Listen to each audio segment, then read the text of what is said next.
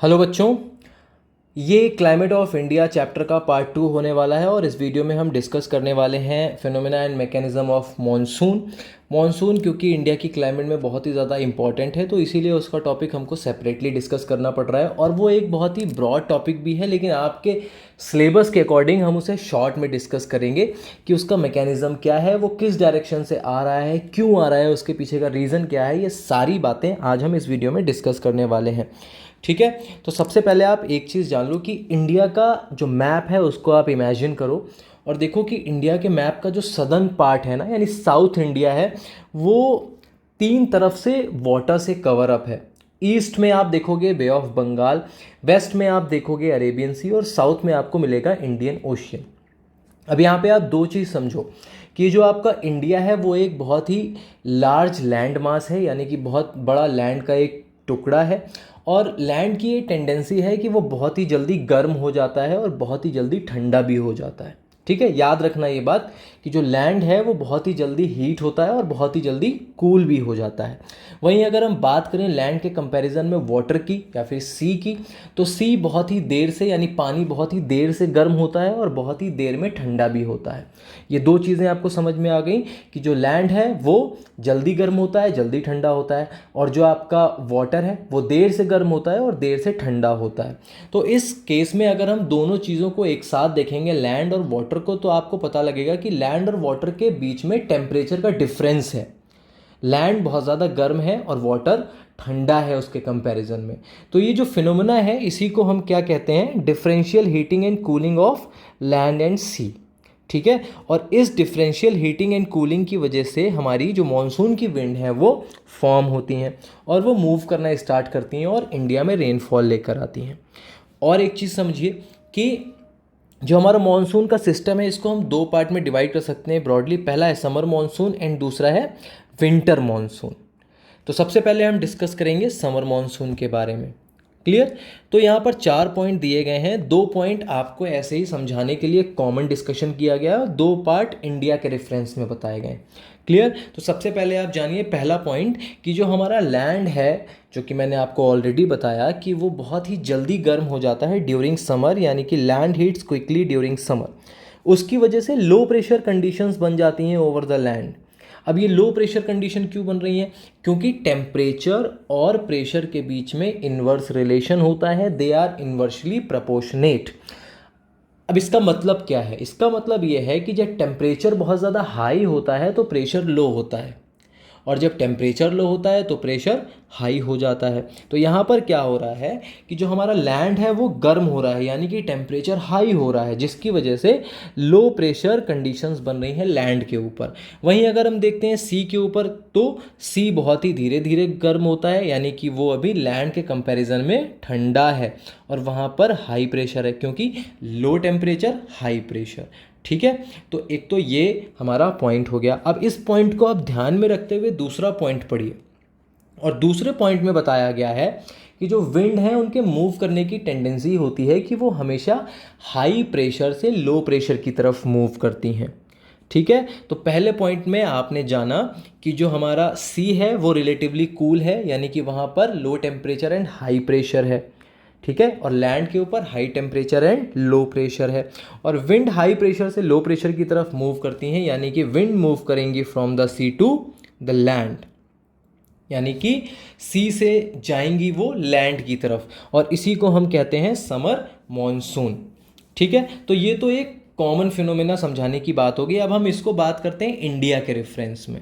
सबसे पहले बात करेंगे मई जून एंड जुलाई, यानी कि जो इंडिया में समर का सीज़न होता है मई जून और जुलाई। यहाँ पर क्या होता है कि जो इंडियन सब कॉन्टिनेंट है, यहाँ पर आप देखोगे कि वर्टिकल सनरेज देखने के लिए मिलती हैं, बहुत तेज़ गर्मी होती है, 45-48 डिग्री सेल्सियस तक का टेम्परेचर चला जाता है।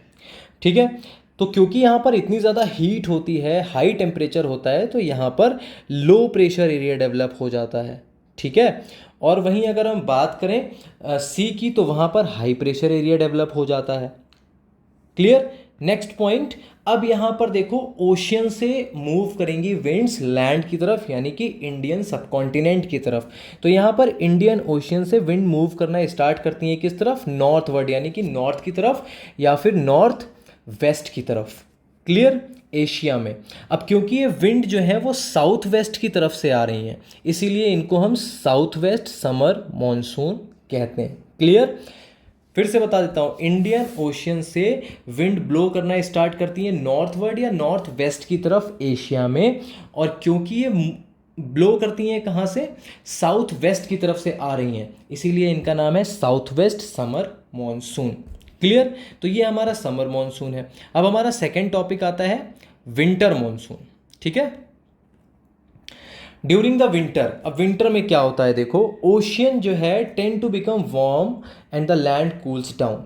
जो ओशियन है वो गर्म हो जाते हैं और जो लैंड है वो कूल डाउन हो जाता है। तो यहाँ पर फिनोमेना उल्टा हो जाता है। क्या हो जाता है, हाई प्रेशर एरिया डेवलप होता है लैंड के ऊपर और लो प्रेशर एरिया डेवलप होता है ओशियन के ऊपर। क्लियर? अब यहाँ पर देखो, हाई प्रेशर से लो प्रेशर विंड मूव करती हैं, जो कि आपको पहले से ही बता दिया गया है। तो यहाँ पर विंड कैसे मूव करेंगी, यहाँ पर विंड मूव करेंगी लैंड से सी की तरफ। ठीक है, अब क्योंकि इनमें मॉइस्चर तो होता नहीं है, और जब ये मूव करती हैं तो ये मतलब आप कह सकते हो कि इंडिया का जो ईस्टर्न कोस्ट है उसके साथ साथ मूव करती हैं। क्लियर? तो इनको थोड़ा सा पानी भी वहाँ से मिल जाता है। तो वैसे अगर हम देखें तो इसमें मॉइस्चर नहीं होता है, ये ड्राई विंड्स होती हैं और कोल्ड वेदर में चलती हैं, क्योंकि जब तक ये नॉर्थ वाला मतलब ये जो विंटर मॉनसून आ गया है तो ठंड का सीज़न है, और ठंड के सीज़न में हवा में मॉइस्चर कम होता है। ठीक है, तो यही आपको देखने के लिए मिलेगा कि जब ये मूव कर रही हैं तो इनमें मॉइस्चर नहीं है और ये किसी भी तरह की रेनफॉल क्रिएट नहीं करती हैं। लेकिन आपको इसमें एक्सेप्शन देखने के लिए मिलता है। क्या है कि देखो, जब ये विंड मूव करती हैं तो ईस्टर्न कोस्ट से ओशियन के साथ टच होते हुए चलती हैं, ईस्ट कोस्ट पे भी हैं और साथ में बे ऑफ बंगाल से भी टच होके चल रही हैं। तो बे ऑफ बंगाल से इनको क्या मिलता है, मॉइस्चर, ये पिकअप कर लेती हैं मॉइस्चर और फिर रेनफॉल करती हैं over the southern Coromandel coast, यानी कि तमिलनाडु में। अब देखो, यहाँ पे आपका इंपॉर्टेंट क्वेश्चन बनता है जो कि एग्जाम में आता है कि जो तमिलनाडु है उसको रेनफॉल कैसे मिलती है। ठीक है, तो आप क्या बताओगे, विंटर मॉनसून से।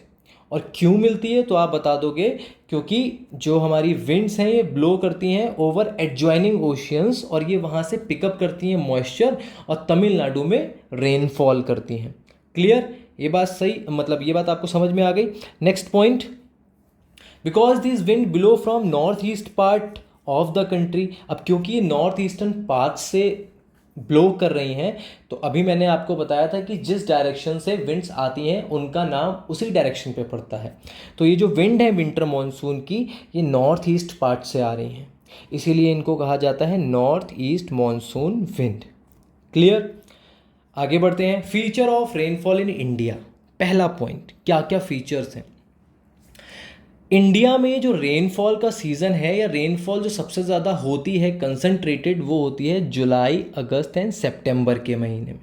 ठीक है, in India the rainfall is mainly orographic. India में जो रेनफॉल है ज़्यादातर वो कैसी है, ओरोग्राफिक है। ओरोग्राफिक का मतलब होता है जो माउंटेन्स की वजह से रेनफॉल होती है। जब माउंटेन का सहारा लेकर जो क्लाउड्स हैं वो ऊपर जाते हैं और कंडेंसेशन होता है, उसको कहते हैं हम ओरोग्राफिक रेनफॉल। और इंडिया में मेनली ओरोग्राफिक रेनफॉल ही होती है। ठीक है, the places located on the windward side, जो भी प्लेसेस विंडवर्ड साइड में होते हैं वहाँ पर ज़्यादा रेनफॉल होती है, और जो प्लेसेस लीवर्ड साइड पर होते हैं वहाँ पर कम रेनफॉल होती है या ना के बराबर रेनफॉल होती है, जिसे हम कहते हैं रेन शेडो जोन। तीसरा point, only a small amount of rainfall is received from cyclones. जो हमारे साइक्लोन्स हैं या जो कन्वेक्शनल रेनफॉल होती है वो बहुत ही कम होती है इंडिया में, क्योंकि आप ऑलरेडी पढ़ चुके हैं ना, इंडिया में ओरोग्राफिक रेनफॉल होती है। तो थोड़ी बहुत ही रेनफॉल होती है जो साइक्लोन या कन्वेक्शनल रेनफॉल होती है। Clear? Monsoon in India is erratic, uneven and unpredictable. अब इंडिया का जो मॉनसून है वो बहुत ही अनइवन है और उसको प्रिडिक्ट नहीं किया जा सकता कि वो कब आएगा, कितना आएगा, बारिश कितनी होगी नहीं होगी, कहाँ पर होगी नहीं होगी, ये कुछ भी प्रिडिक्टेबल नहीं है। While there are flood in some regions, यहाँ पर कुछ रीजन्स में फ्लड आ जाती है और वहीं हमको कुछ रीजन में ड्राउट यानी सूखा भी एक्सपीरियंस करने को मिलता है, जस्ट बिकॉज इंडिया का मॉनसून अनइवन एंड अनप्रिडिक्टेबल है। तो कहीं पर मॉनसून सीजन में ही फ्लड है और वहीं दूसरी तरफ सेम टाइम पर कहीं पर ड्राउट भी देखने के लिए मिलता है। ठीक है, तो this is the mechanism and phenomena of the monsoon. तो इसके नोट्स आप नोट कर सकते हो एंड कोई भी क्वेरी है आपकी तो आप कमेंट में बता सकते हो। इस वीडियो के लिए बस इतना ही। नेक्स्ट वीडियो में हम मिलेंगे सीजन्स ऑफ इंडिया के साथ। Thank you so much.